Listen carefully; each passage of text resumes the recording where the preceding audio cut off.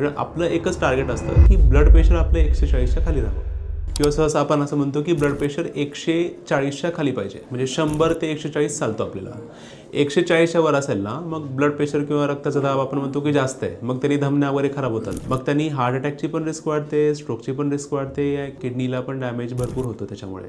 तर आपलं एकच टार्गेट असतं की ब्लड प्रेशर आपलं 140च्या खाली राहावं. म्हणजे 100 ते 140.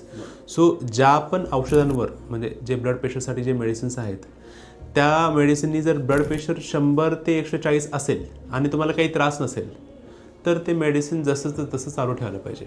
नाहीतर असं होतं की अरे मला काहीच त्रास नाही आहे, मी तर एकदम चांगलाच आहे, मला मग औषधं बंद होतात. मग तसे औषधं बंद केले की मग 3-4 दिवसांनी परत ब्लड प्रेशर वाढतं आणि मग ते ब्लड प्रेशर जास्त असल्यामुळे किडनीला, हृदयाला, मेंदूला डॅमेजेस होतात आणि आपण मग ते दुर्लक्ष होऊन जातं.